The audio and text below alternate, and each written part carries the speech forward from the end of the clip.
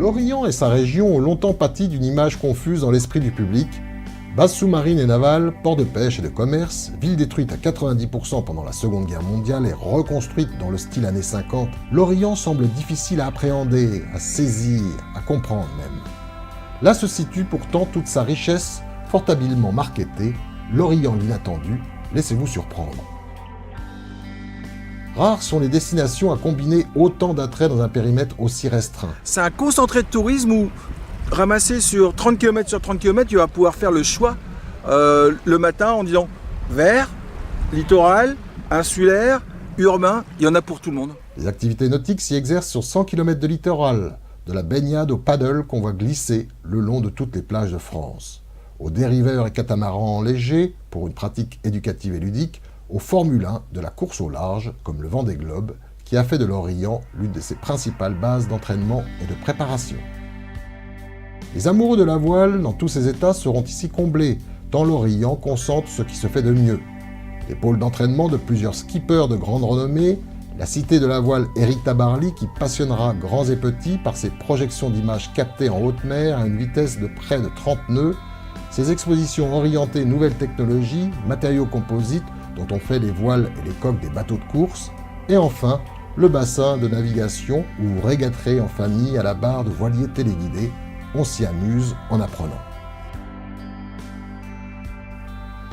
À l'extérieur, des unités de légende vous transposent dans la prestigieuse épopée de la flottille Penduic que commandait une autre légende, Éric Tabarly. L'Orient, la base, n'a pas fini de nous surprendre. À quelques dizaines de mètres de là s'impose une noire silhouette, celle du Flore, un sous-marin de 57 mètres de long. Avant d'en faire la visite, passage par le musée consacré aux submersibles, aux sous-mariniers et à la Seconde Guerre mondiale mise en scène dans un éblouissant son et lumière. Ici, l'histoire devient spectacle et le spectacle se nourrit de l'histoire dans une scénographie enthousiasmante qui captivera les ados les plus récalcitrants.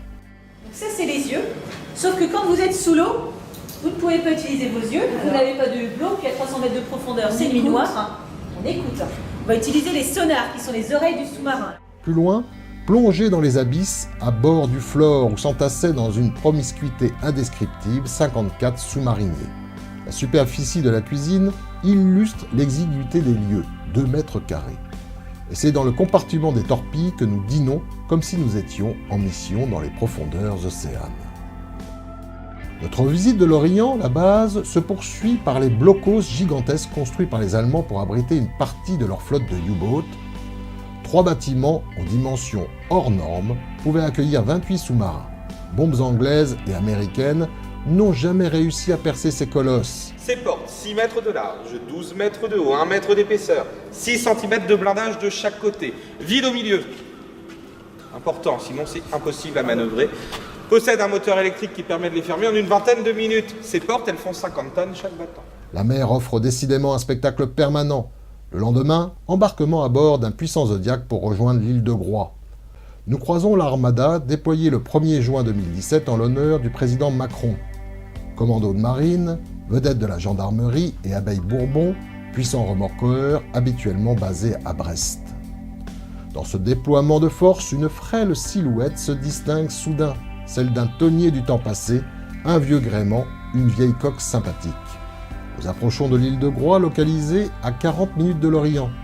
La plage, des grands sables, étire son arc convexe vers le large, une particularité peu courante dans la nature. Puis Port-Laid nous ouvre ses quais blottis dans une crique au charme irrésistible. La Bretagne telle qu'on l'idéalise. Port-Tudy nous réserve le même accueil en plus imposant cette fois. Il fut naguère l'un des premiers ports tonniers de France à l'époque où la pêche se pratiquait à la voile. L'île de Groix en a gardé une tradition de conserverie et de fumaison. Ici, Erwan Tonnerre cultive les ormeaux, ces curieux gastéropodes des mers vendus au prix du caviar qui entrent dans la composition des conserves cuisinées et commercialisées par Groix Nature.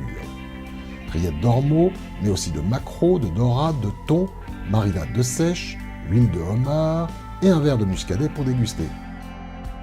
Groix se prête à la randonnée à vélo pour prendre le temps d'apprécier ses paysages, ses bourgs, ses églises, ses falaises et ses goélands nicheurs qui manifestent leur hostilité à notre présence. Retour vers le continent à bord d'un ferry de la compagnie Océane. Le balai des embarcations est une attraction permanente. Ici, les secouristes de la Société des sauveteurs en mer s'exercent à aborder un bateau et à se jouer des vagues d'étrave, un entraînement indispensable pour ces Saint-Bernard de l'Atlantique. La côte est à présent plus lisible. À bâbord, Notre-Dame de l'Armor dresse son clocher fortifié. À tribord, la citadelle de Port-Louis dessine ses remparts d'une géométrie toute militaire, néanmoins harmonieuse et raffinée. Édifiée par les Espagnols au XVIe siècle, elle garde jalousement l'entrée de la rade de l'Orient qui, comme nous l'avons vu, abrite tout ce que la mer recèle d'activité. Blocos de la base sous-marine aujourd'hui reconvertie, port de pêche filmé à une heure où la flottille est en mer, port de commerce d'importation principalement, qui reste très actif, port militaire avec ses frégates aux silhouettes avant-gardistes. La citadelle de Port-Louis abrite également dans ses murailles 2 musées, celui de la Marine et celui de la Compagnie des Indes. À quelques pas de là, Grande Plage étire son sable blond au pied des remparts. L'inattendu est aussi au coin de la rue, derrière une arcade, sous un porche. Mais l'Orient ne se vit pas qu'au seul rythme de la mer. En août, le festival interceltique embrasse et embrase la ville.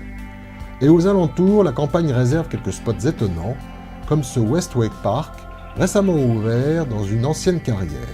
Nous concluons ce rapide tour d'horizon sur l'interview d'un de ces jeunes promoteurs qui, par leur audace, élargissent plus encore les attraits de l'Orient, l'inattendu. Alors on est ici à Inzanzac-le-Christ, situé dans le département du Morbihan. Et on se trouve à la carrière de Bonne Nouvelle, qui est une ancienne carrière de quartz qui a été réhabilitée il y a 20 ans, qui maintenant accueille le nouveau téléski nautique du Morbihan, le Westwake Park. Il sera ouvert à peu près de mars à novembre, avec voilà, il y aura des jours de fermeture hors saison. Et ensuite en saison on sera ouvert 7 sur 7, de 10h à 19h le soir.